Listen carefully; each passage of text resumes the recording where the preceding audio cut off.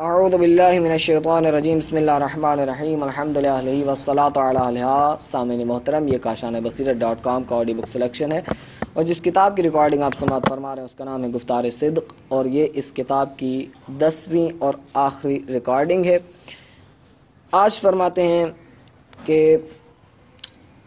قائد شہید کا ملتان میں خواتین سے خطاب۔ بسم اللہ الرحمن الرحیم الحمدللہ والصلاة والسلام علی رسول اللہ وعلی آلہ آل اللہ واللعنۃ الدائمہ علی اعدائہم اعداء اللہ من الآن الى یوم لقاء اللہ وبعد۔ قال اللہ اعوذ باللہ من الشیطان الرجیم قل انما اعظکم بواحدۃ تقوم للہ مثنی وفرادا۔ سورہ سبا آیت نمبر 46۔ اے رسول، ان لوگوں سے کہہ دو کہ انما اعظکم بواحدہ، میں تم مسلمان مرد اور خواتین کو صرف ایک بات کی نصیحت کرتا ہوں، صرف ایک بات بتاتا ہوں، ان تقوموا للہ، کہ تم سب کے سب اللہ کے لیے قیام کرو، خدا کے لیے اٹھ جاؤ۔ مرد ہیں تو وہ خدا کے لیے قیام کریں، خواتین ہیں تو خدا کے لیے اٹھ کھڑی ہوں، مثنا دو کی شکل میں، پارٹی اور تنظیم کی شکل میں، فرادا یعنی انفرادی طور پر۔ اس آیت کو مد نظر رکھتے ہوئے کچھ عرائض اپنی محترم بہنوں کی خدمت میں عرض کرنا چاہتا ہوں۔ آج اگر اس صدی اور اس دور کا نام ہم بیداری کا دور اور بیداری کی صدی رکھ لیں تو یہ بے جانا ہوگا۔ یہ صدی اور یہ دور بالخصوص مسلمانوں کے لیے بیداری کی صدی اور بیداری کا دور ہے۔ اس دور میں مسلمانوں میں بیداری آ گئی ہے، اور اس کی ایک نشانی یہ ہے کہ ترکی جیسے ملک میں کہ جہاں پر کمال پاشا کی بے دین حکومت آنے کے بعد اسلامی شاعر کو مٹا دیا گیا تھا اور وہاں پر لادینی نظریات مسلط کر دیے گئے تھے، اسی ترکی میں وہ مسلمان لڑکیاں جو اعلیٰ تعلیم کے حصول کے لیے یونیورسٹیوں میں جاتی ہیں، انہوں نے حکومت سے مطالبہ کیا کہ ہم یونیورسٹی میں حجاب اسلامی کے ساتھ آئیں گی اور پردے کے ساتھ تحصیل علم کو جاری رکھیں گی۔ ہم عریانیت اور بے پردگی کی مذمت کرتی ہیں اور اس کی سخت مخالف ہیں۔ اسلامی سوچ رکھنے والی خواتین اور لڑکیاں یونیورسٹی میں پردے کو رواج دینے کے لیے کئی دن تک مسلسل احتجاج اور مظاہرہ کرتی رہی ہیں۔ اسی طرح اسیوط میں جو مصر کا ایک بہت بڑا شہر ہے، وہاں پر اسلامی نوجوان طبقہ، خواہ وہ لڑکے ہوں یا لڑکیاں، مسلسل کئی دنوں سے سڑکوں پر آ کر احتجاج کر رہے ہیں اور مطالبہ کرتے ہیں کہ ہم مصر میں صرف اور صرف اسلامی نظام چاہتے ہیں، نہ کہ کوئی اور نظام۔ وہاں یونیورسٹی میں خواتین اور اسلامی سوچ رکھنے والی لڑکیاں حجاب اسلامی کے ساتھ یونیورسٹی میں آتی ہیں، یہاں تک کہ بیرونی ذرائع ابلاغ نے کہا کہ مصر میں بنیاد پرست مسلمانوں کی تحریک روز بروز زور پکڑ رہی ہے اور حجاب اسلامی پہلے کی نسبت زیادہ دکھائی دینے لگا ہے۔ اسی طرح ملائیشیا میں کہ جو مشرق بعید میں ایک اسلامی ملک ہے، وہاں پر بھی حجاب اسلامی کے حق میں طالبات نے مظاہرے کیے ہیں۔ یہ سب باتیں اس بات پر دلیل ہے کہ عالم اسلام میں بیداری آ گئی، خصوصاً خواتین اسلامی شعائر اور اسلامی اقدار کی طرف متوجہ ہو گئی ہیں۔ انقلاب اسلامی جو ایران میں کامیابی سے ہمکنار ہوا، اس کے بعد خصوصاً پاکستان میں بھی آپ افراد کے اذہان و افکار بھی اس سے کافی متوجہ ہوئے ہیں۔ میں آپ کو ایک مثال دیتا ہوں کہ انقلاب اسلامی ایران کی کامیابی سے پہلے صرف وہ لڑکے اور وہ نوجوان دینی مدارس کی طرف آتے تھے جو دوسرے میدانوں میں شکست کھا چکے ہوتے تھے، یعنی اگر کوئی ڈاکٹر اور انجینئر نہیں بن سکتا تھا یا کوئی اور کام نہیں کر سکتا تھا یا مالی لحاظ سے غریب ہوتا تھا تو زیادہ تر ایسے لوگ دینی طالب علم بن جاتے تھے۔ اب انقلاب اسلامی کی کامیابی کے بعد اس میں واضح طور پر تبدیلی آئی ہے۔ آج ایک بہت بڑا مالدار اور دولت مند شخص بھی یہ کوشش کرتا ہے کہ اس کا بچہ دینی طالب علم بن جائے، اور ایک اعلیٰ تعلیم یافتہ شخص بھی یہ کوشش کرتا ہے کہ وہ بھی ایک دینی طالب علم بنے۔ اس سال جب ہم قم کے لیے طلبہ بھیجنا چاہتے تھے تو کراچی، حیدرآباد، ملتان، لاہور، کوئٹہ، راولپنڈی اور دیگر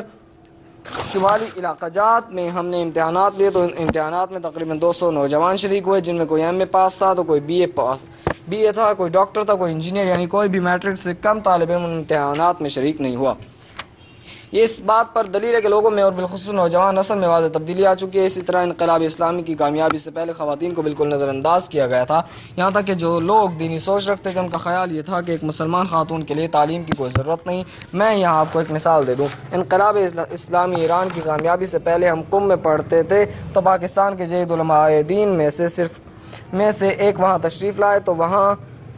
ہماری ان سے گفتگو ہوئی۔ میں نے ان سے عرض کیا کہ آپ نے اپنے شہر میں ایک بہترین دینی درسگاہ قائم کی ہے جس میں لڑکے آ کر دینی تعلیم حاصل کرتے ہیں، لیکن آپ کو ایک اور کام کرنا چاہیے، اور وہ یہ کہ آج کل شہروں میں پبلک اسکولوں کے نام سے جو اسکول چل رہے ہیں، آپ مہربانی فرما کر طالبات اور خواتین کے لیے اسی طرز کا ایک مدرسہ کھولیں جس میں اخلاق اسلامی اور احکام اسلامی کے ساتھ ساتھ روزمرہ کے مروجہ علوم کی بھی تعلیم دی جائے۔ اس پر وہ کہنے لگے کہ تم یہ کیا بات کرتے ہو، خواتین اور لڑکیوں کے لیے روزمرہ مروجہ تعلیم کی کوئی ضرورت نہیں، بس توضیح مسائل پڑھ لے، کچھ دینی احکام اور اپنی ذمہ داریوں سے آگاہ ہو جائے، بس ان کے لیے کافی ہے۔ چونکہ وہ ایک بزرگ شخصیت تھی اس لیے میں ان کے ساتھ کوئی زیادہ بات نہیں کر سکا، لیکن انقلاب اسلامی کی کامیابی کے بعد انقلاب کا اثر مرد و خواتین اور تمام شعبۂ زندگی پر ہوا، یہاں تک کہ علماء پر بھی اس کا اثر ہوا اور اس عالم دین میں بھی تبدیلی آ گئی۔ آج اسی عالم دین نے ایک مدرسہ کھولا ہے کہ جس میں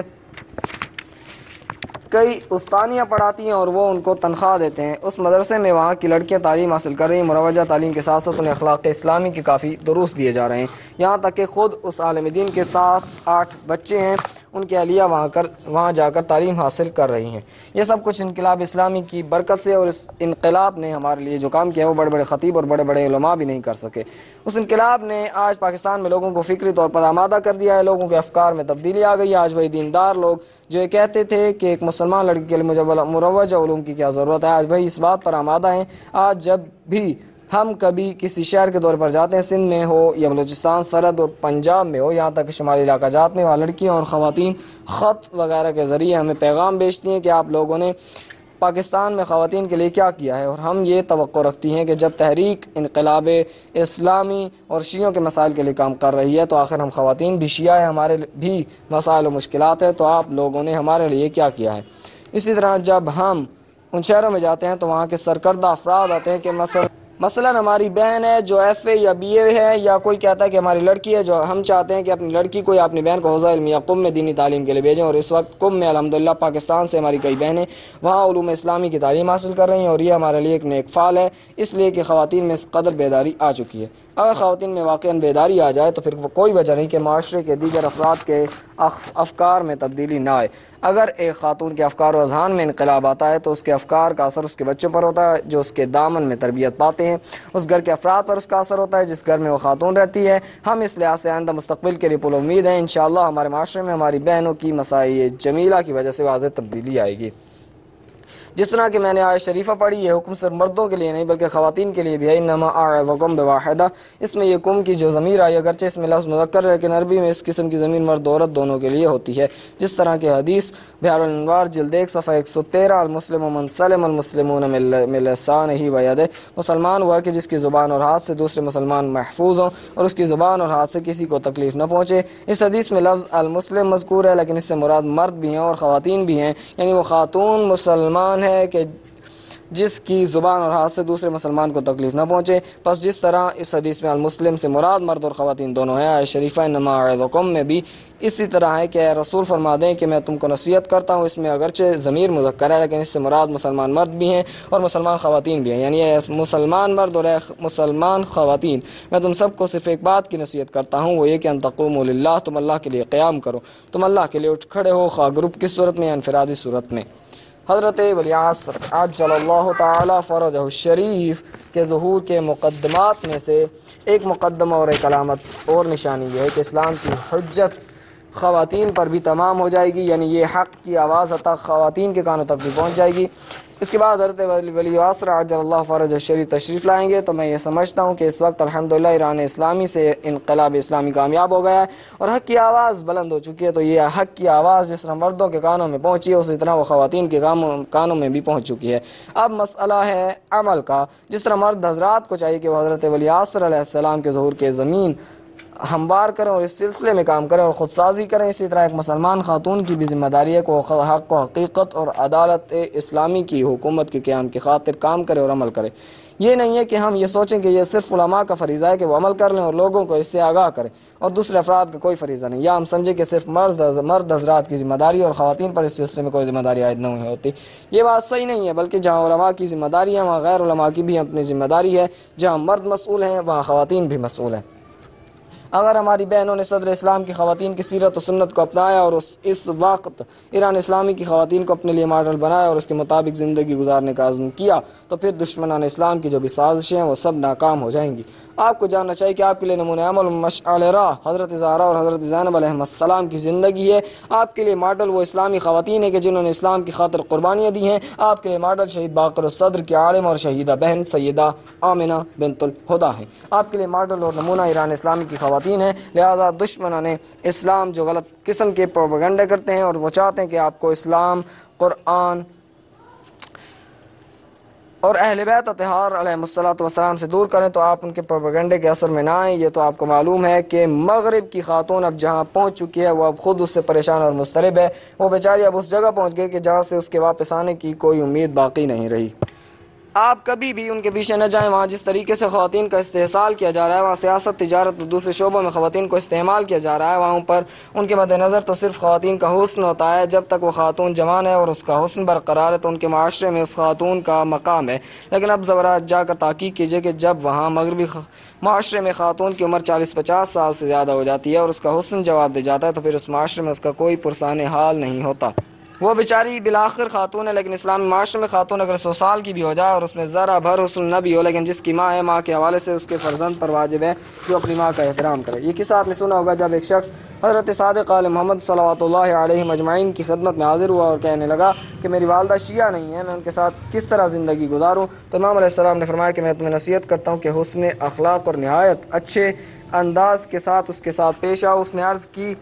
کہ مولا، جب میں اسے سلام کرتا ہوں تو وہ مجھے شیعہ سمجھ کر سلام کا جواب تک نہیں دیتی اور میرے ساتھ بہت برا سلوک کرتی ہے جیسے میں اس کا بیٹا ہی نہیں۔ مولا علیہ السلام نے فرمایا کہ وہ جیسے بھی تم سے سلوک کرے لیکن تم پھر بھی اس کے بیٹے اور وہ تمہاری ماں ہے، اور اس لحاظ سے تم پر فرض ہے کہ اس کا احترام کرو، اس کی تعظیم کرو۔ خود اپنے ہاتھ سے انہیں کھانا کھلاؤ، خود ہی رفع حاجت کے لیے لے جاؤ، اس کے علاوہ اس کی دیگر جو ضروریات ہیں ان کو پورا کرو۔ اس نے عرض کیا کہ مولا، اگر آپ کا یہ حکم ہے تو میں ایسا ہی کروں گا۔ اس کے بعد وہ مومن گھر گیا تو سیدھا اپنی ماں کی خدمت میں حاضر ہوا اور اس نے سلام کیا تو اس کی ماں نے جواب نہیں دیا۔ پھر جب کھانے کا وقت ہوا تو اس نے کھانا لا کر ماں کے سامنے رکھا۔ نماز کے بعد خود اسے گود میں اٹھا کر رفع حاجت کے لیے لے گیا اور پھر اسے وضو کروایا، اور اس وقت تک نہیں سویا کہ جب تک اس کی ماں سو نہیں گئی۔ ماں نے جب بچے کا یہ رویہ دیکھا تو اسے پوچھنے لگی کہ بیٹا، اس سے پہلے تو تمہارا رویہ کچھ اور تھا اور اب تمہارے رویے میں بہت تبدیلی آ چکی ہے، اس کی کیا وجہ ہے؟ تو بیٹے نے جواب دیا کہ ماں، مجھے میرے مولا اور میرے آقا نے یہ حکم دیا ہے اور میں ان کے حکم کی تعمیل کر رہا ہوں۔ کہا اچھا، تمہارا مولا یوں کہتا ہے؟ بیٹے نے جواب دیا ہاں بالکل، یہ میرے مولا کا حکم ہے۔ آپ کی والدہ اگرچہ فکری لحاظ سے آپ سے ہم آہنگ نہ بھی ہو تو بھی تم پر اس کی تعظیم فرض ہے۔ کہا اچھا، اگر ایسا ہے تو وہ طریقہ مجھے بھی بتاؤ کہ جس پر تم عمل کرتے ہو، یعنی وہ شیعہ ہو گئی۔ اس قصے کے سنانے سے میری یہ غرض ہے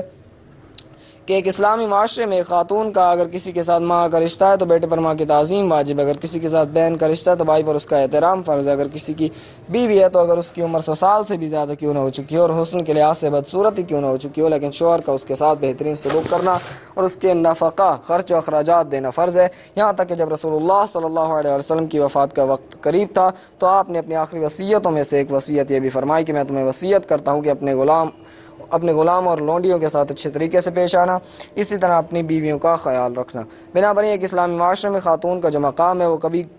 گھٹنے والا نہیں، بلکہ روز بروز وہ مقام زیادہ ہو رہا ہے۔ لیکن مغربی معاشرے میں اس وقت تک خاتون کا مقام ہے کہ جب تک وہ کسی کارخانے میں کام کر سکتی ہے یا معاشرے میں بوجھ اٹھا سکتی ہے یا اس کا حسن باقی ہے، لیکن اگر وہ بیچاری کارخانے یا ادارے میں کام کرنے کے قابل نہ ہو، اس کا حسن یا پھر ختم ہو چکا ہو، تو مغربی معاشرے میں پھر اس کا کوئی مقام نہیں۔ میری عزیز بہنوں اور محترم ماؤ، آپ اس بات پر فخر کریں کہ جو مقام اسلام نے آپ کو دیا ہے وہ کسی اور مکتب نے نہیں دیا، اس لیے آپ اسلام کو عزیز سمجھیں۔ اسلام اور کلمہ حق کی سربلندی کے لیے آپ کا فرض ہے کہ آپ ان مسائل سے اپنے آپ کو دور نہ رکھیں، چاہے وہ شیعوں کے مسائل ہوں یا پاکستان کے یا عالم اسلام کے مسلمانوں کے مسائل ہوں، آپ ان سب سے اپنے آپ کو باخبر رکھیں اور پھر اس سلسلے میں آپ کا جو فریضہ ہو اس فریضے کو بطور احسن و اکمل انجام دینے کی کوشش کریں۔ میں زیادہ دیر مزاحم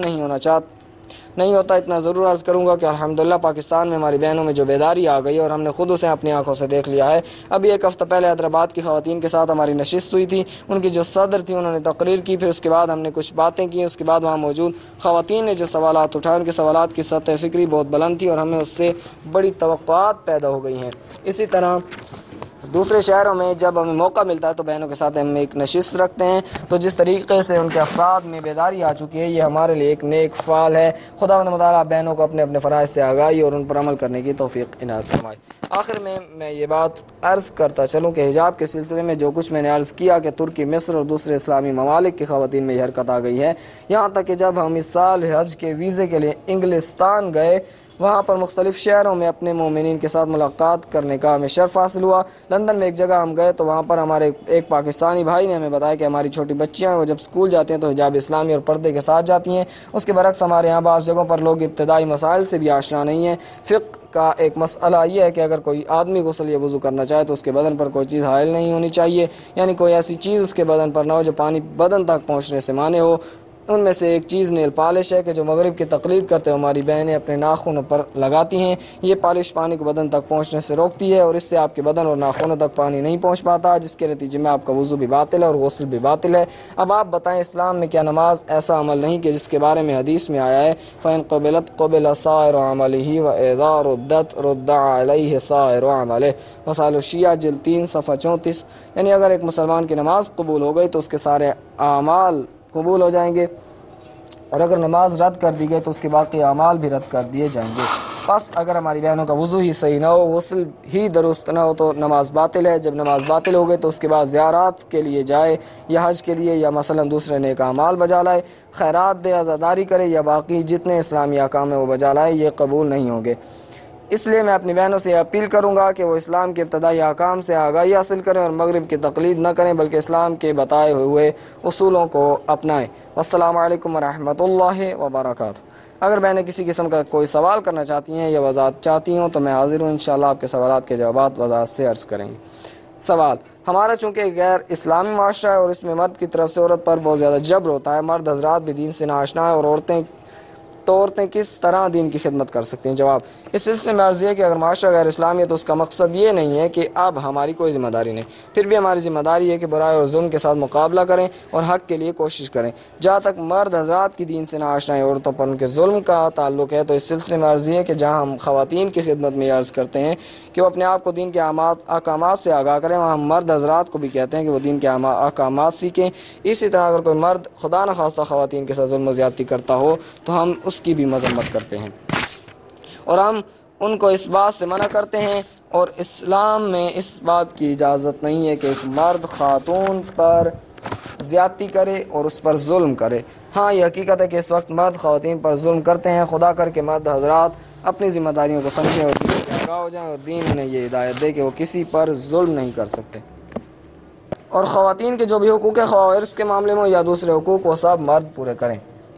سوال: کیا انقلاب اسلامی ایران کا تحفظ صرف ایرانی عورتوں کی ذمہ داری ہے یا اس سلسلے میں ہم بھی کوئی کردار ادا کر سکتی ہیں؟ جواب: اسلامی انقلاب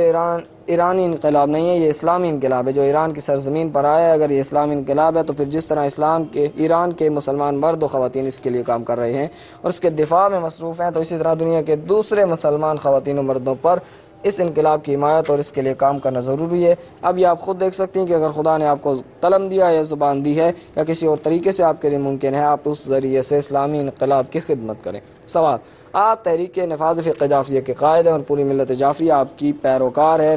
نفاذ فقہ جعفریہ کا دائرہ کار واضح کریں۔ جواب: تحریک کے نفاذ فقہ جعفریہ کے 2 مرحلے ہیں، اس میں کچھ چیزیں حکومت کے ساتھ مربوط ہیں اور کچھ چیزیں آپ کے اور ہمارے ساتھ مربوط ہیں۔ قانون کی حد تک اور حکومتی اداروں میں فقہ جعفریہ کا نفاذ یہ حکومت کے ساتھ مربوط ہے، اور اس کے بانی قائد مرحوم محبوب علامہ مفتی جعفر حسین علی اللہ مقامہ کے دور سے لے کر اب تک ہم جد و جہد کرتے چلے آ رہے ہیں۔ دوسرا پہلو ہمارے اور آپ کے ساتھ مربوط ہے، یعنی اگر حکومت نے قانون کی حد تک فقہ جعفریہ کو تسلیم بھی کر لیا اور حکومتی اداروں میں فقہ جعفریہ نافذ بھی ہو بھی گئی، لیکن اگر اپنی عملی زندگی میں ہم اور آپ نے فقہ جعفریہ پر عمل نہ کیا، ہمارے گھروں میں فقہ جعفریہ نافذ نہ ہوئی اور ہم نے فقہ جعفریہ کے احکامات کو نہ اپنایا، تو حکومت کی طرف سے اس کے نفاذ کا کوئی فائدہ نہیں۔ اس لیے ضروری ہے کہ آپ ایک مسلمان خاتون ہیں، آپ کو چاہیے آپ فقہ جعفریہ سے آگاہ ہوں اور پھر سختی سے اس پر عمل پیرا ہوں، اور ہم مرد بھی جو اپنے آپ کو فقہ جعفریہ کا پیروکار سمجھتے ہیں تو ہمیں فقہ جعفریہ سے آگاہ ہونا چاہیے اور اس پر عمل کرنا چاہیے۔ سوال: تحفظ عزاداری کے سلسلے میں جہاں مردوں کی تربیت کی جا رہی ہے وہاں عورتوں کے لیے آپ نے تربیت کا کیا انتظام کیا؟ ہم سمجھتے ہیں کہ ایک چیز جو اسلام میں خاتون پر واجب نہیں وہ جہاد ہے، البتہ اگر دفاع کا مسئلہ ہو تو پھر اس میں سب شامل ہیں۔ آپ سے عرض یہ ہے کہ آپ اپنے بچوں کی تربیت کریں جو اسلامی افکار اور اسلامی اخلاق کے حامل ہوں، اور ایسے بچے تربیت کرنا آپ کی ایک ذمہ داری ہے۔ عزاداری سید الشہداء علیہ الصلوۃ والسلام ہمارے لیے بہت اہم مسئلہ ہے، اور عزاداری کی حفاظت ہم سب کا فرض ہے، لیکن وہ حفاظت جس کی طرف آپ نے اشارہ کیا وہ صرف جوانوں کے ساتھ مربوط ہے، اور انشاءاللہ جب تک مکتب حسینی کی تربیت شدہ اور غیور نوجوان موجود ہیں اس وقت تک نوبت آپ تک نہیں پہنچے گی، اور انشاءاللہ آپ کی دعائیں ہوں تو آپ کے جوان بیٹے ان ذمہ داریوں کو بطور احسن و اکمل نبھائیں گے انشاءاللہ۔ سوال: خواتین کی ذہنی تربیت کے لیے مردوں کی طرح کیمپنگ کیوں نہیں کی جاتی؟ پھر ہم ذہنی اور روحانی تربیت کہاں سے حاصل کریں؟ جواب: اس سلسلے میں جیسا کہ میں نے عرض کیا، واقعاً ہم اپنے آپ کو مقصر سمجھتے ہیں اور ہم قصوروار ہیں، یعنی اب تک ہم نے اپنی بہنوں کے لیے پاکستان کے لیول پر کوئی ٹھوس قدم نہیں اٹھایا، اور یہ ایک بہت ضروری چیز ہے، لیکن اس کے لیے پہلے ابتدائی طور پر ہمارے ساتھ ہماری ایسی بہنیں ہونی چاہیے کہ جو خود بھی افکار اسلامی کے حامل ہوں اور اسلامی تعلیمات پر عبور رکھتی ہوں، تاکہ ان کے تعاون سے ہم اس قسم کے پروگرام آگے بڑھا سکیں انشاءاللہ۔ اگر آپ دعا فرمائیں تو جس طرح سے تحریک نفاذ فقہ جعفری آہستہ آہستہ آگے بڑھ رہی ہے تو یہ مرحلہ بھی انشاءاللہ طے ہو جائے گا۔ سوال: ہم چاہتے ہیں کہ جب قائم آل محمد کا ظہور ہو تو ہمارے بچے ان کے غلام بنے، تو ہم کس طرح اپنے بچوں کی تربیت کریں تاکہ ہمارے بچے جناب کی خدمت کے قابل بن سکیں؟ جواب: جس طرح میں نے عرض کیا کہ ایک سچے منتظر کی کچھ نشانیاں ہوتی ہیں، آپ بھی اپنے آپ کو حضرت ولی عصر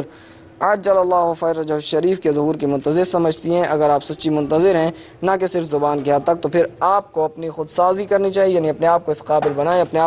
بنائیں کہ جب حضرت تشریف لائیں تو آپ ان کی خدمت میں پہنچ سکیں۔ دوسرا کام خود سازی کے علاوہ جمعیت سازی ہے، یعنی آپ کی ذمہ داری ہے کہ آپ اپنے بچوں کی اصلاح کریں، اسی طرح جہاں تک آپ کی آواز پہنچتی ہے۔ مثلا اگر کسی اسکول میں آپ استانی ہیں یا کسی اور جگہ آپ کے زیر اثر اور زیر تربیت کچھ بچے ہیں یا کچھ افراد اور کچھ بہنیں آپ کی بات سنتی ہیں، تو یہ آپ کی ذمہ داری ہے کہ آپ ان کی اصلاح کریں۔ قرآن اور اہل بیت علیہ السلام کی تعلیمات بھی ہمیں یہی طریقہ بتلاتی ہیں، کیونکہ جو افراد باتقویٰ، باورع اور احکام اسلامی کے پابند ہیں وہ اس لائق ہیں کہ حضرت ولی عصر کے لشکر میں شامل ہو سکیں۔ تو انشاءاللہ اگر آپ نے بھی ایسے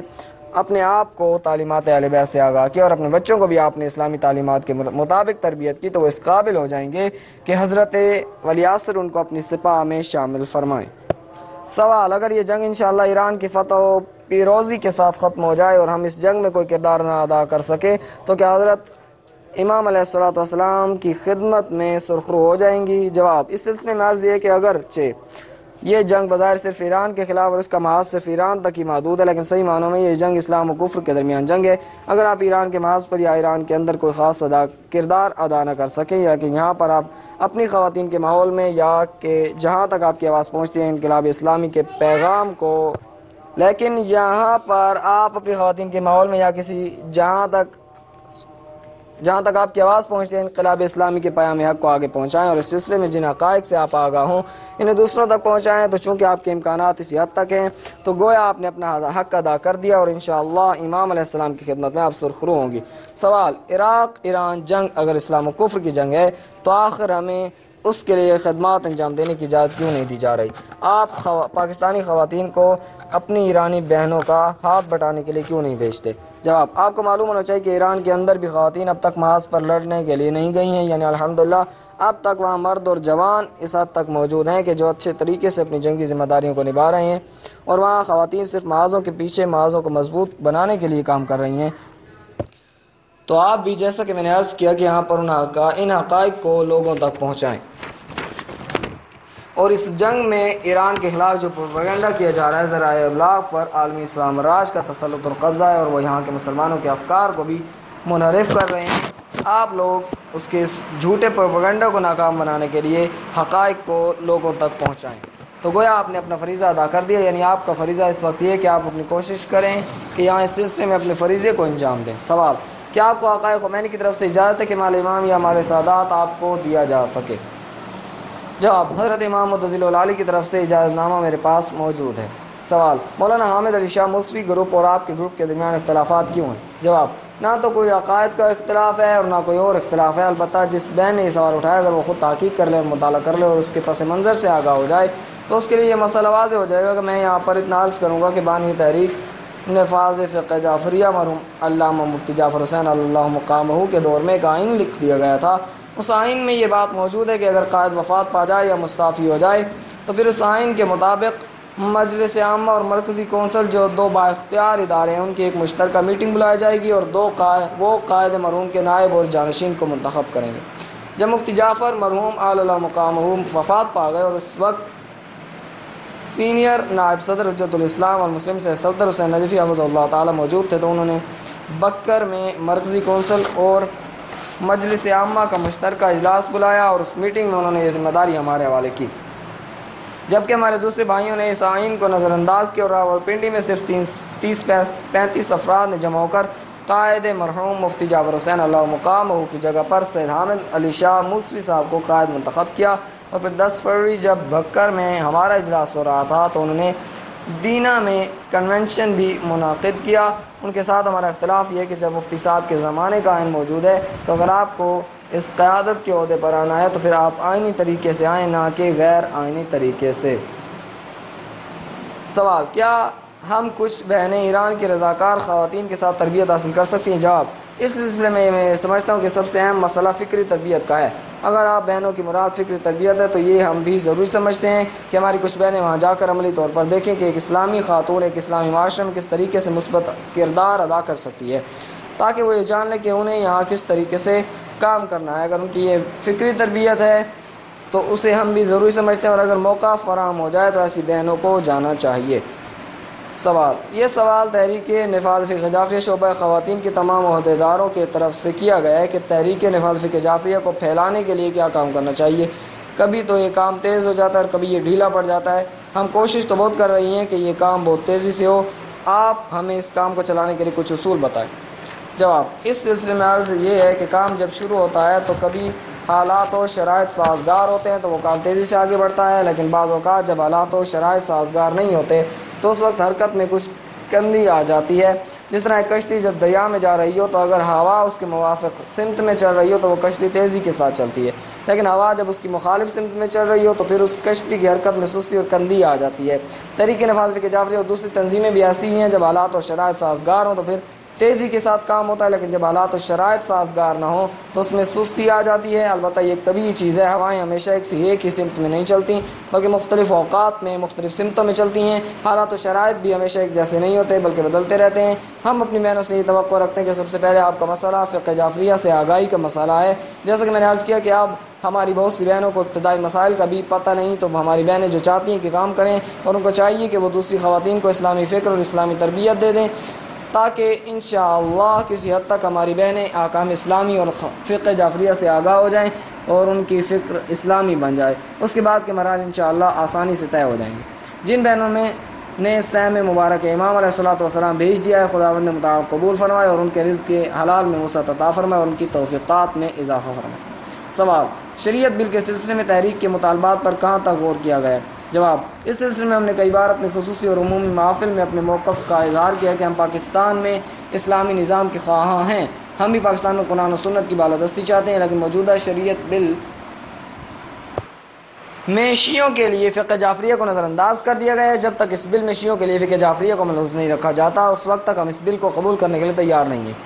لہٰذا ہم نے اس سلسلے میں ترامیم بنا کر بھیج دی تھی اور متحدہ شریعت محاذ کے بعد افراد کے ساتھ تحریک کے کچھ افراد کا رابطہ بھی ہوا ہے، لیکن ابھی اس سلسلے میں انہوں نے ہم سے کوئی خاطر خواہ بات نہیں کی کہ جس کو ہم آپ کی خدمت میں پیش کر سکیں۔ بہرحال ہم یہ طے کیا کہ اگر ہم فقہ جعفریہ کو انہوں نے نظر انداز کیا اور شیعوں کے لیے فتنہ فقہ جعفریہ کو ملحوظ نہ رکھا تو ہم کسی بھی صورت میں اس بل کو قبول کرنے کے لیے تیار نہیں۔ اسی سلسلے میں ہم تحریک نفاذ فقہ جعفریہ کے پلیٹ فارم سے اپنے موقف کو مزید آگے بڑھانے کے لیے اور سب پر اپنے موقف کی وضاحت کے لیے 6 جولائی کو لاہور موچی دروازے میں قرآن و سنت کانفرنس کے نام سے ایک مضبوط کانفرنس منانا چاہتے ہیں، جہاں ہم اپنے شیعہ موقف کا اظہار بھی کریں گے، بالخصوص یہ کہ قرآن سنت سے ہماری کیا مراد ہے۔ ہم اس کانفرنس میں اعلان کریں گے انشاءاللہ۔ آخر میں آپ سب بہنوں کا تہ دل سے شکر گزار ہوں، اور خصوصاً وہ بہنیں جنہوں نے اس محفل کے انتظامات کیے اور جنہوں نے زحمتیں اٹھائی ہیں، خصوصاً تحریک نفاذ فقہ جعفریہ کے شعبہ خواتین کے اراکین کا تہ دل سے شکریہ ادا کرتا ہوں۔ اللهم صل على محمد وعلى محمد اللهم إنا نرغب إليك في دولة كريمة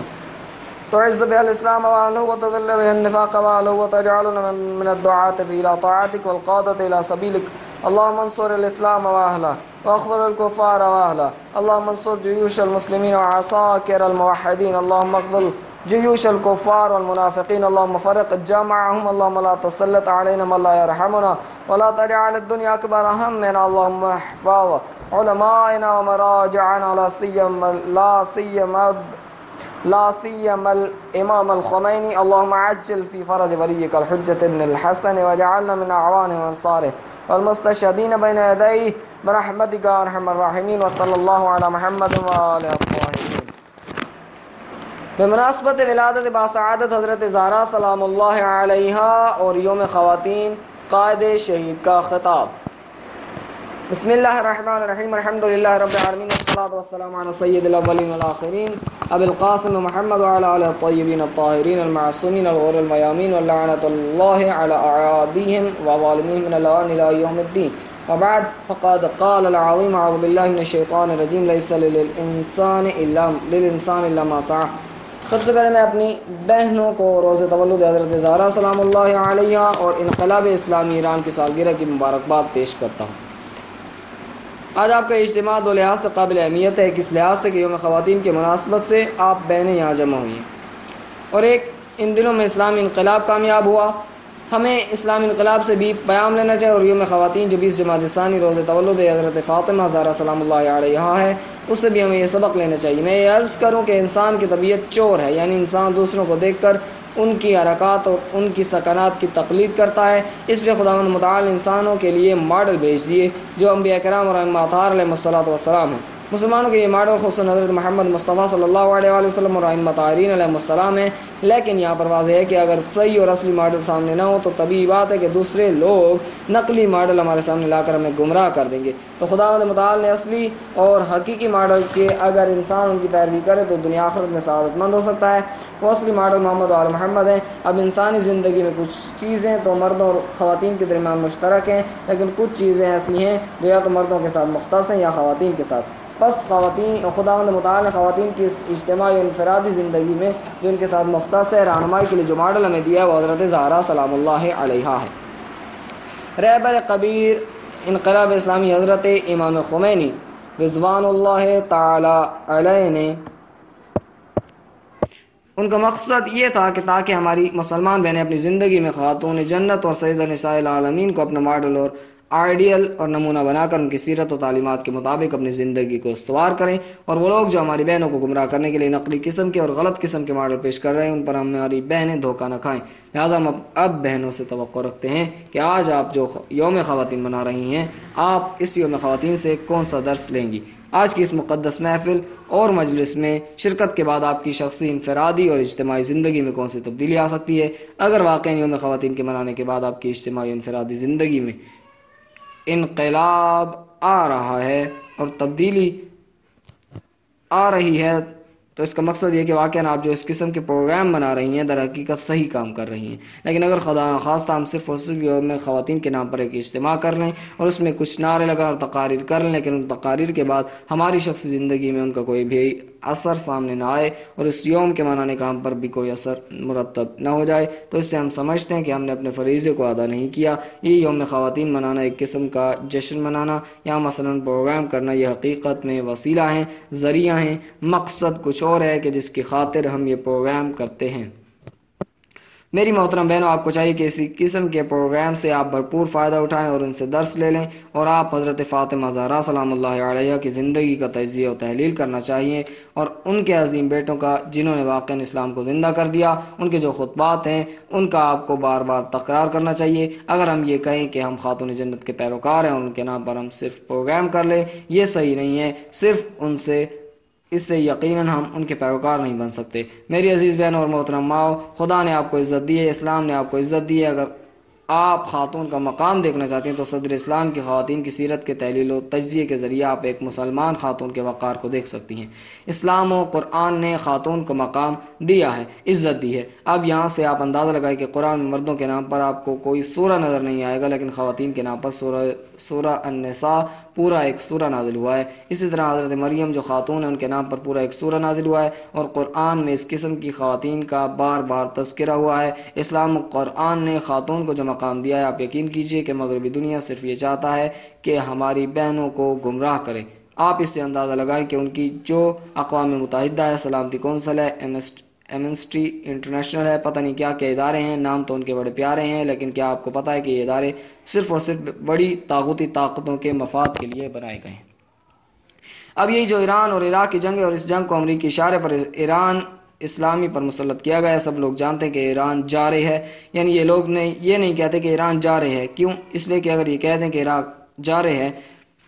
جارح ہے تو اس کے نتیجے میں صدام اور باس پارٹی کو عراق سے نکلنا پڑے گا، تو اس کے نتیجے میں امریکہ اور روس کے ذاتی مفادات کو نقصان پہنچے گا. اسی طرح اور ہزار قسم کے مسائل ہیں جن میں UN ہو یا دوسرے ادارے ہوں، کبھی بھی حق و انصاف کے مطابق بات نہیں کر سکتے. تو جس طرح ان کے وہ ادارے جن کے نام بڑے پیارے ہیں وہ صرف دھوکہ ہیں اور بڑی طاقتوں کے مفاد کے لیے ہیں، کس طریقے سے یہ کبھی حقوق نسوان کی بات کریں، آزادی کی بات کریں یا دوسری باتیں کریں، صرف اور صرف یہ چاہتے ہیں کہ اپنے ذاتی مفادات کو ان چیزوں کے ذریعے پورا کر لیں۔ ہماری بہنوں کو ہوشیار اور بیدار رہنا چاہیے، اور یہ صرف اسی پر اکتفا نہیں کرتے بلکہ کبھی کبھی اسلام کے متعلق ایسے پروپیگنڈے کرتے ہیں، اس قسم کی تبلیغات کرتے ہیں جس کے نتیجے میں ہماری بہنوں کے ذہنوں میں یہ ڈالنا چاہتے ہیں کہ اسلام ایک دور افتادہ اور 1400 سال پہلے زمانے کے مطابق ہے اور موجودہ زمانے میں ناقابل عمل مذہب ہے، تاکہ ہماری بہنیں اسلام سے ڈر جائیں کہ اسلام آئے گا تو کیا کرے گا۔ مثلا یہ کہ اسلام آپ کو گھر میں قیدی بنائے گا، اسلام آپ کو یہ کرے گا وہ کرے گا، اس قسم کی باتیں کر کے واقعاً ہماری بہنیں بعض اوقات ان کی تبلیغات اور ان کے پروپیگنڈے کے ذریعے اثر آ کر خیال کرتی ہیں کہ واقعاً اسلام کوئی بری چیز ہے۔ اور اسی طرح اسلام کے متعلق کہ اسلام ایک جامد مذہب ہے، اسلام ایک جنگجو مذہب ہے، اور اسلام یہ ہے، اسلام وہ ہے۔ ان چیزوں کے نتیجے میں ہمارے جوانوں اور ہماری بہنوں کو اسلام سے دور کرنا چاہتے ہیں، چونکہ انہیں پتہ ہے، سوشلزم کو یہ پتہ ہے کہ سرمایہ دارانہ نظام کیپٹلزم کبھی بھی اس کا مقابلہ نہیں کر سکتی۔ اگر آج سوشلزم کے لیے خطرہ ہے اور چیلنج ہے تو صرف اور صرف اسلام ہے۔ تقریباً آج سے 10-15 سال پہلے کی بات ہے، افغانستان سے ایک جوان نجف آیا۔ نجف میں وہ ایک طالب علم کے پاس مہمان ٹھہرا، وہ خود ماسکو میں تعلیم حاصل کر رہا تھا، تو اس نے وہاں افغانستان کے طالب علموں سے کہا کہ مجھے محمد باقر الصدر کے پاس لے چلو۔ تو افغانستان کے طلباء نے اس سے سوال کیا کہ نجف میں تو بڑے بڑے مراجع و شخصیات موجود ہیں، ان کی موجودگی میں کیوں باقر الصدر جو اس وقت زندہ تھے کے پاس جانا چاہتے ہو؟ تو وہ افغانستان کا اسٹوڈنٹ کہنے لگا کہ میں ماسکو میں تعلیم حاصل کر رہا ہوں۔ تو وہاں پر جب باقر الصدر کی اقتصادنا نام کی کتاب پہنچ گئی تو حکومت کی طرف سے وہاں اس پر پابندی لگا دی گئی، اور انہوں نے احساس کیا کہ سوشلزم کے لیے یہ کتاب خطرہ ہے، اس لیے انہوں نے اس کا بیچنا اور مطالعہ کرنا ممنوع قرار دیا۔ یعنی آپ اندازہ لگائیں، اس وقت اسلام صرف ایک تھیوری تھا اور عملی طور پر کوئی اسلامی نظام قائم نہیں ہوا تھا۔ اس وقت اگر سوشلزم کو خطرہ تھا تو وہ اسلام سے تھا۔ آج تو الحمدللہ دنیا کے خطے میں جس کا نام ایران اسلامی ہے، اسلامی نظام عملی طور پر نافذ ہو چکا ہے۔ اب تو سوشلزم کو زیادہ خطرہ نہ امریکہ سے اور نہ کسی اور نظام سے ہے، اسی طرح امریکہ اور کیپٹلزم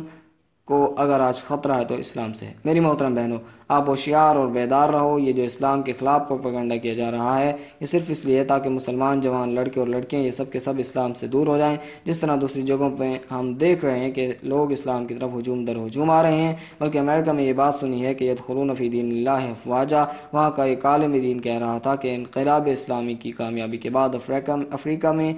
نہ ایک نہ دو بلکہ سینکڑوں کی تعداد میں لوگ مسلمان ہوتے چلے جا رہے ہیں، اور یہ امریکہ کے لیے سب سے بڑا خطرہ ہے۔ آپ دیکھ رہے ہیں کہ آج ترکیہ میں ہماری جوان بہنیں حجاب کی حدود میں رہ کر یونیورسٹیوں کے باہر مظاہرہ کرتی ہیں اور وہاں پر اسلامی حجاب کا مطالبہ کر رہی ہیں۔ ملائیشیا، انڈونیشیا میں اسی طرح۔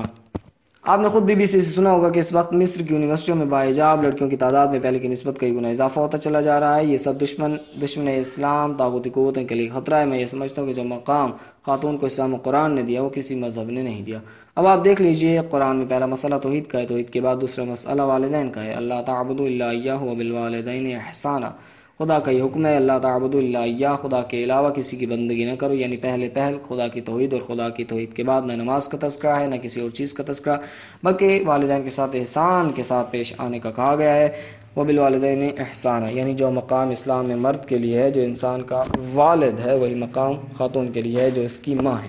حضرت یوسف کے متعلق ہے کہ جب وہ عزیز مصر بن گئے، بادشاہ بن گئے، اور ان کے والدین ان کے پاس آئے تو قرآن میں ہے کہ انہوں نے اپنی ماں اور اپنے والد دونوں کو اپنے ساتھ بٹھایا۔ اگر یہاں پر مسئلہ یہ ہوتا کہ اسلام میں مرد کچھ اور ہوتا اور عورت کچھ اور ہوتی تو یہاں پر بھی حضرت یوسف کو تبعیض کرنا چاہیے تھا، مگر انہوں نے تبعیض نہیں کی۔ اس طرح قرآن میں متعدد آیات ہیں کہ ان سے ہم یہ نتیجہ اخذ کرتے ہیں کہ جو مقام مرد کے لیے ہے وہی خاتون کے لیے ہے۔ اسی طرح ہم اپنی بہنوں سے یہی توقع رکھتے ہیں کہ آپ اسلام کا مطالعہ کریں، آپ اہل بیت کی سیرت کا مطالعہ کریں، ان بیبیوں کا جنہوں نے اسلام کو زندہ کر دیا۔ یہ واضح ہے، اگر حضرت خدیجہ نہ ہوتی تو پیغمبر اسلام کا یہ مشن جو آج پوری دنیا پر چھانے والا ہے، اس کی یہ حالت نہ ہوتی۔ سب کہتے ہیں کہ حضرت خدیجہ کا جو مال تھا اور علی کی جو ذوالفقار تھی، اس کے نتیجے میں اسلام نے یہ کامیابیاں سمیٹیں۔ اسی طرح حضرت زہرا یا ان کے ساتھ جو دوسری خواتین تھیں، ان کے کردار کو آپ صدر اسلام میں دیکھ لیجئے۔ یہی کربلا جن کی آج اتنی عظمت ہے اور اتنا مقام ہے، اسی عاشورہ کے بارے میں ایران میں مجھے ایک عالم دین بتا رہے تھے کہ میں لکھنؤ گیا، وہ اصفہان سے وہاں گئے اور وہاں انہوں نے دارالندوہ کے مختلف ادارے اور کچھ ادارے دیکھے، وہاں جو کچھ ہو رہا تھا وہ دیکھا تو کہتے کہ میں نے ان سے سوال کیا کہ تمہارے پاس یہ پیسہ، یہ بلڈنگیں، یہ مکانات، یہ لائبریریاں اور یہ سارے مکانات کہاں سے آئے؟ تو انہوں نے یہ کہا کہ ہمیں سعودیہ دیتا ہے شاہ فیصل نے یہ فیصلہ کہ پٹرول سے جو آمدنی ہوتی ہے اس کا 10-15 یا پتہ نہیں کتنے فیصد انہوں نے بتایا کہ یہ صرف اسلامی تبلیغات پر خرچ کیا جائے تو اس سے ہمیں بھی اپنا حصہ ملتا ہے اور ہم ہندوستان میں یہ تبلیغات کرتے ہیں۔ وہ عالم دین کہتے ہیں کہ میں نے دوبارہ سوال کیا کہ وہ جو اتنا پیسہ خرچ کرتے ہیں اس کے مقابلے میں آپ ان کو کیا دے رہے ہیں، یعنی ان کے نتائج کیا ہیں، تو کس قدر آپ ان کی خدمت کر رہے ہیں؟ تو اس نے جواب دیا کہ ہم بہت کچھ کر رہے ہیں، لیکن افسوس کہ ہم سال بھر جو کچھ کرتے ہیں، شیعہ لوگ جو عاشورہ مناتے ہیں کہ عاشورہ کے نتیجے میں ہمارے سال بھر کی زحمت رائے گاہ چلی جاتی ہے۔ یہ عظمت جو عاشورہ میں آپ دیکھ رہے ہیں کہ اس قدر ہر جگہ پر لوگ اسلام کی طرف متوجہ ہو رہے ہیں، اور اسی طرح مرحوم شرف الدین فرماتے ہیں کہ ہندوستان اور پاکستان میں جو تشیع پہنچ گیا وہ اسی عزاداری سید الشہداء کے نتیجے میں۔ یہ عظمت جو عاشورہ میں ہے بخدا اگر جناب زینب سلام اللہ علیہ نہ ہوتی، ان کے یہ خطبات نہ ہوتے، تو آج واقع کربلا اور عاشورہ کا یہ رنگ نہ ہوتا۔ اگر ان بیبیوں نے اسلام کے لیے یہ کردار ادا کیا ہے تو آج ہماری ماؤں اور بہنوں کو یہ سوچنا چاہیے کہ ہم اسلام کے لیے کیا کر رہے ہیں۔ آیا ہم اسلام کے لیے عزت ہیں یا اسلام کے لیے ننگوار کا باعث ہیں؟ کہیں ایسا تو نہیں کہ خدا نخواستہ ہماری وجہ سے اسلام کی توہین ہو رہی ہے؟ ایسا نہ ہو کہ اگر کچھ لوگ باہر سے آتے اور خدا نخواستہ ہمارے گھروں کی حالت دیکھ لیں، ہمارے معاشرے کی حالت دیکھ لیں، نہ ہمارے اندر حیا ہے، نہ ہمارے پاس مثلا دوسری شریعت کے احکام ہیں،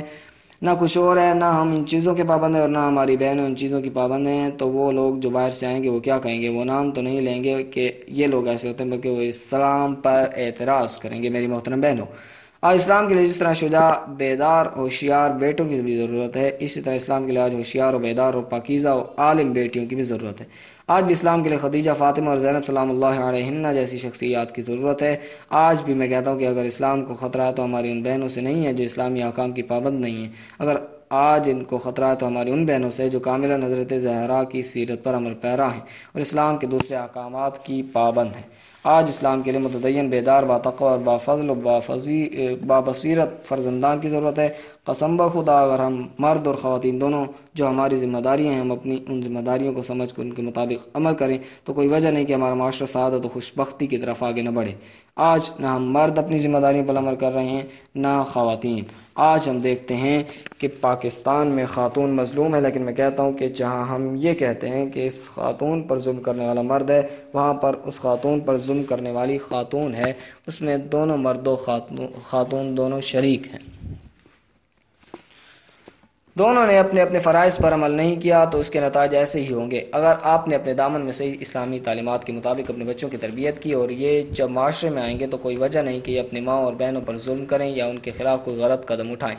یہ وجہ ہے کیونکہ ہم مرد اپنی ذمہ داریوں پر عمل کرتے ہیں خواتین، تو اس کے نتیجے میں یہ مسائل پیدا ہو گئے ہیں، اور میں یہ سمجھتا ہوں کہ بلتستان سے لے کر کراچی تک اکثر و بیشتر بہنوں سے خطاب کرنے کا موقع ہمیں ملا، سوالات و جوابات ہوئے، خپلو پنڈی، لاہور، ملتان، باولپور، ڈیرہ غازی خان، کوئٹہ، حیدرآباد اور کراچی میں خطاب کیا، لیکن جو بصیرت اور جو سطح فکری ہماری کراچی کی بہنوں میں ہے وہ ہماری دوسری بہنوں میں نہیں ہے۔ خدا نے آپ کو فکر دی ہے، خدا نے آپ کو بصیرت دی ہے، آپ کو چاہیے کہ اپنی بصیرت اور فہم کے مطابق ایک مسلمان خاتون کے جو فرائض ہیں ان کو سمجھیں اور ان کے مطابق آپ کو کام کرنا چاہیے۔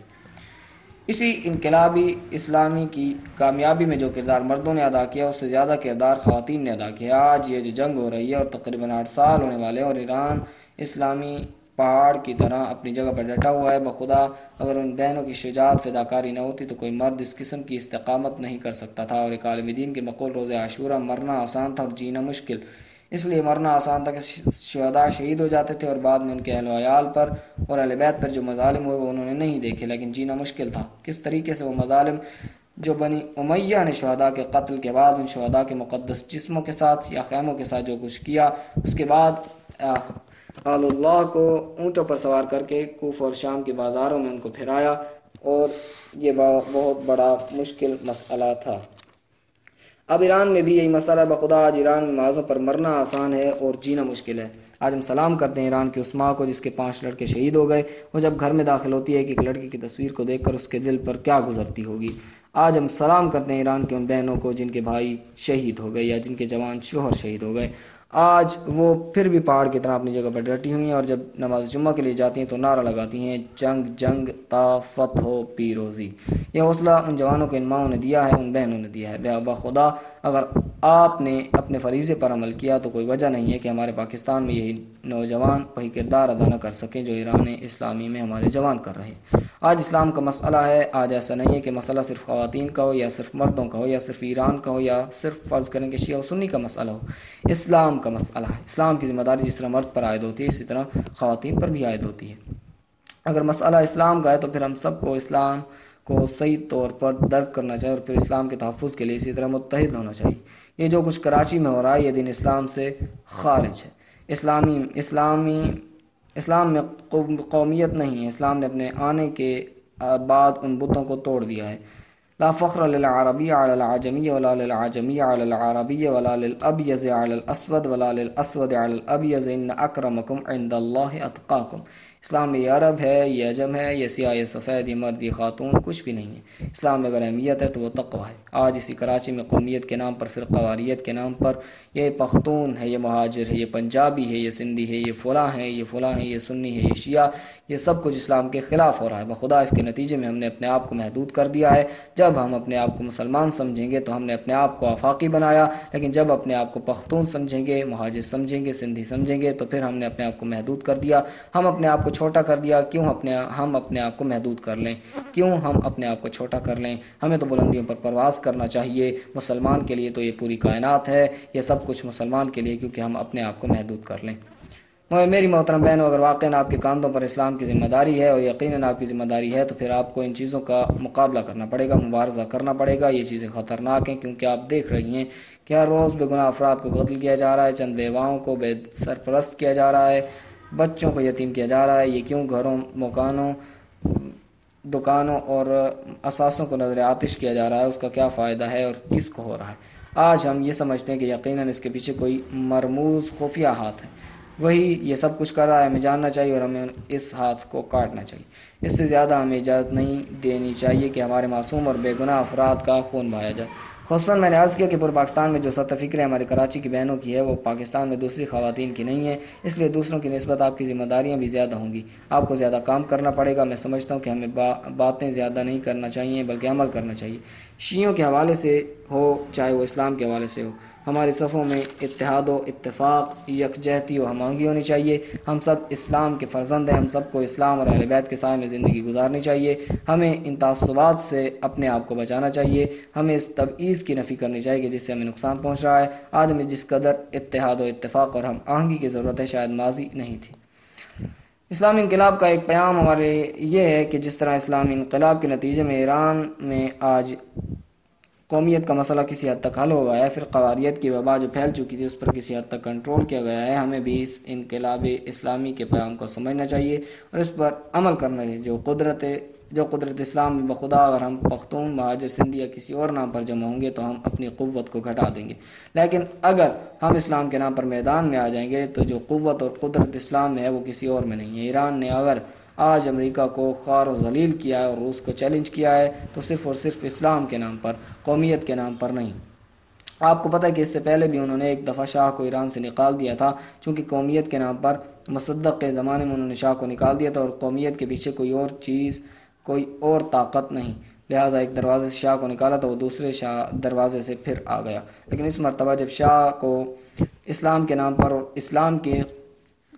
قوت کے ذریعے ایران سے نکال دیا تو ایسا اس کو خوار و ذلیل کر دیا کہ حتیٰ وہ امریکہ جو شاہ کا سرپرست اور باپ تھا وہ بھی شاہ کو پناہ دینے کے لیے تیار نہیں تھا۔ وہ نہ صرف اس مرتبہ ایران سے امریکہ کو نکال دیا گیا بلکہ اس کے نتیجے میں ہمیں یہ توقع ہے کہ دوسرے اسلامی ممالک سے بھی یک بعد دیگرے امریکی استعمار کو نکال دیا جائے گا۔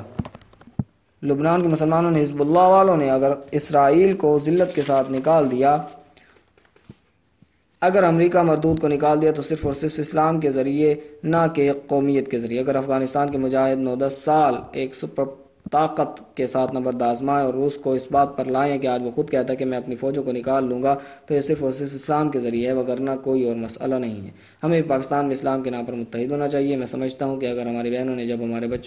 بچے ان کی گودوں میں ہوتے ہیں، اگر اس وقت ان کے کانوں میں یہی کچھ کہہ دے کہ بچہ تم مسلمان ہو، تم نے اسلام کے لیے جینا ہے، جس طرح پہلے دن جب وہ پیدا ہوتا ہے اس کے کان میں اذان اقامت کہتے ہیں، اللہ اکبر کا نعرہ لگاتے ہیں، یہ صرف اسی لیے ہے کہ بچے کو یہ باور کرانا ہے کہ تمہارا رابطہ اللہ کے ساتھ ہے، تمہارا رابطہ علی ولی اللہ کے ساتھ ہے، اہل بیت کے ساتھ ہے، محمد رسول اللہ کے ساتھ ہے، تمہارا رابطہ قومیت کے ساتھ نہیں ہے۔ ہم تو اس کے کان میں نہیں کہتے کہ تم پختون ہو، تم سندھی ہو، تم مہاجر بلوچی، تم کچھ اور ہو، اس وقت تو یہی کہتے ہیں کہ اللہ اکبر اور علی ولی اللہ، اللہ کا نعرہ ہم اس کے کان میں لگاتے ہیں۔ اور اے مسلمان، ہم اپنی بچی اور بچے کے کان میں جو اذان اقامت دیتے ہیں، یہ اس لیے کہ جب ہم محمد رسول اللہ اس کے کان میں کہتے ہیں، یعنی تمہارا مکتب اسلام ہے، علی ولی اللہ جب اس کے کان میں کہتے ہیں تو اس سے مراد یہ کہ تمہارے لیے ماڈل علی ولی اللہ ہے، تمہیں اپنی زندگی علی کے مطابق گزارنی چاہیے، نہ کسی اور شخص کے مطابق۔ ہم اپنے بچوں کے کانوں میں قومیت کے نعرے نہیں لگاتے، تو جس طرح جب بچہ پیدا ہوتا ہے اس کے کان میں اذان اقامت دیتے ہیں، اگر ہماری بہنیں اس وقت جب اس کو اپنے دامن میں تربیت دے رہی ہوتی ہیں، اگر اس وقت یہ کہیں کہ بچے تم مسلمان ہو، تم اسلام کے لیے جینا ہے، تم اسلام کے لیے مرنا ہے، تمہیں قرآن و اہل بیت اطہار کی تعلیمات کے مطابق زندگی گزارنی ہے، تمہارے لیے ماڈل اہل بیت ہیں، تمہارے لیے ماڈل اور نمونہ محمد و آل محمد ہے، تو یہ کبھی نہیں ہو سکتا کہ پھر ہمارے بچے بڑے ہو کر فلاں کی طرف جائے، فلاں کے پیچھے بھاگتے پھر یا فلاں کے لیے نعرے لگاتے ہیں۔ اسی وجہ سے رہبر کبیر انقلاب اسلامی ایران حضرت امام خمینی نے یہ فرمایا کہ ایک ماں کا دامن ایک مرد کے لیے بہترین معراج گاہ ہے۔ اگر ایک مرد کو بلندیوں تک پہنچنا ہے تو اس کی ابتدا اس کی ماں کا دامن ہے، اس کی ماں کے دامن اور اس کی تربیت کے نتیجے میں مرد بلندیوں پر پرواز کر سکتا ہے۔ اس سے زیادہ میں مزاحم نہیں ہوتا، اور اس مبارک اور عزیز محفل کے واقعہ اس قسم کی محفل بہت اہمیت رکھتی ہے جو حضرت زہرا کی ولادت باسعادت کے حوالے سے یوم خواتین منایا جا رہا ہے۔ ہم اپنی بہنوں سے یہ توقع رکھتے ہیں کہ آپ خدا کے لیے اس بی بی کی خاطر اس بی بی کی زندگی کا زیادہ سے زیادہ مطالعہ کریں، آپ ان ناولوں کو چھوڑ دیں، یہ اخبارات میں جو مغربی خواتین کو چاہتے ہیں کہ ہم پر مسلط کریں اور ہماری بہنوں کو صرف لے جائیں، ان کی کتابوں کو، ان چیزوں کو آپ چھوڑ دیں، آپ اس بی بی کا جس کے یوم ولادت کے حوالے ہم یوم خواتین منا رہے ہیں، اس بی بی کی زندگی کا غور کے ساتھ مطالعہ کریں، اس کے عظیم بیٹی کا جنہوں نے اسلام کو زندہ کر دیا، ان کے خطبات کو غور کے ساتھ پڑھیں، ان کو کوشش کریں کہ آپ کی زندگی ان کے مطابق ہو، اور یہ کہ اگر واقعاً کل اس دنیا سے تو ہم چلے جائیں گے، لیکن مرنے کے بعد وہ بی بی آپ سے خود کہیں گی کہ میری پیروکار ہے، مرنے کے بعد تو سب کہیں گے کہ ہمارے امام اور ہمارے ائمہ اہل بیت ہیں، لیکن خوش قسمت ہے وہ مرد اور وہ خواتین کہ جس کے متعلق ائمہ اہل بیت یا حضرت زہرا یہ گواہی دیں کہ منکر نکیر سے یہ کہہ دیں کہ یہ ہمارے پیروکار ہیں۔ تو واقعاً اگر آپ چاہتی ہیں کہ ان کی پیروکار بنیں، آپ یقیناً چاہتی ہیں کہ ان کے ساتھ محشور ہو جائیں، تو پھر آپ کو ان کی زندگی کا غور سے مطالعہ کرنا پڑے گا، اور پھر جو ان کے احکامات ہیں، جو ان کی تعلیمات ہیں، ان پر عمل کرنے کی کوشش کرنا پڑے گی۔ مجھے واقعاً یہ افسوس سے کہنا پڑتا ہے، میں بار بار یہ کہتا ہوں کہ جس قدر پاکستان کے شہر کراچی میں ہمیں امید ہے کہ اس طرح کراچی کی خواتین میں اور مردوں میں اسلام کے لیے جو رجحان پایا جاتا ہے، جو رغبت پائی جاتی ہے، میں نے کسی اور شہر کی خواتین اور مردوں میں نہیں دیکھی۔ لیکن دوسری طرف سے میں یہ دیکھتا ہوں کہ جو بے پردگی اس کراچی میں ہے وہ بھی کسی دوسرے شہر میں دکھائی نہیں دیتی۔ اس لیے میں اپنی بہنوں سے یہ خواہش کرتا ہوں کہ وہ حضرت زہرا کا پیام خود بھی سن لیں اور دوسروں کو بھی سمجھا دیں اور دوسروں کو بھی پہنچا دیں کہ بی بی اس قدر حجاب کی پابندی کے، یہاں تک کہ بعض کتابوں نے لکھا ہے کہ جب وہ بی بی مریض ہو گئی، ان کی شہادت کا وقت نزدیک آ گیا، تو انہوں نے اسماء بنت امیس کو بلایا اور فرمایا، اسماء آپ افریقہ سے آئی ہیں، آپ کے ہاں جب خاتون فوت ہو جاتی ہے تو اس کا جنازہ کس طریقے سے لے جاتے ہیں؟ تو انہوں نے کہہ دیا کہ ہمارے ہاں خواتین کے لیے انتظام ہے کہ ان کے تابوت پر لکڑیوں کا چبوترا بناتے ہیں، ان پر پردہ ڈالتے ہیں، جس کے نتیجے میں خاتون کے جسم کا پتہ نہیں چلتا۔ تو بی بی نے یہ وصیت فرمائی کہ اے اسماء میرے لیے اسی طریقے سے چبوترا بنانا، اور پھر یہ وصیت فرمائی کہ جب میری وفات ہو جائے تو تابوت کے اوپر یہ چبوترا لگایا جائے اور اس کے اوپر کپڑا ڈال دیا جائے، یہاں تک کہ میرا پیکر جو کپڑوں میں لپٹا ہوا ہوگا وہ بھی کسی کو نظر نہ آئے۔ آپ اندازہ لگائیں کہ یہ بی بی کس قدر پردے کی پابندی میں آپ کو فرزندان زہرا سمجھتا ہوں، اس بی بی کی بیٹیاں سمجھتا ہوں۔ آپ سے خواہش کرتا ہوں کہ آپ بھی ان کی تعلیمات کے مطابق حجاب اسلامی کا جو آپ کے لیے عزت ہے، آپ کے لیے وقار ہے، آپ کے لیے عفت ہے، اس کا زیادہ سے زیادہ خیال رکھیں۔ میں اس سے زیادہ مزاحم نہیں ہوتا، اور آخر میں آپ خواہران کا بطور عموم اور جس محفل کے منتظمین ان کا بطور خاص خصوصی تہ دل سے شکریہ ادا کرتا ہوں۔ السلام علیکم وعلیکم ورحمۃ اللہ وبرکاتہ۔ اسی کے ساتھ یہ کتاب اپنے اختتام کو پہنچی، اور میں گزارش کروں گا اپنے سامعین سے کہ توفیقات خیر میں اضافے کے لیے دعا گو رہیں، اور اس کتاب میں اور اسی طرح دوسری کتاب کے ریکارڈنگز میں اگر کوئی غلطی، کوئی کمی کوتاہی رہ گئی ہو تو تہ دل سے معاف کیجیے، اور آپ کا کوئی حق میری گردن پر رہ گیا ہو تو معاف کیجیے گا، اور اگر کوئی مشورہ ہو تو ضرور دیجیے گا۔ کانٹیکٹ نمبر آپ کو دے دیتا ہوں، 0320 95 12 972۔ آپ کا خادم اور آپ کا دوست ذیشان حیدر۔ السلام علیکم ورحمۃ اللہ وبرکاتہ۔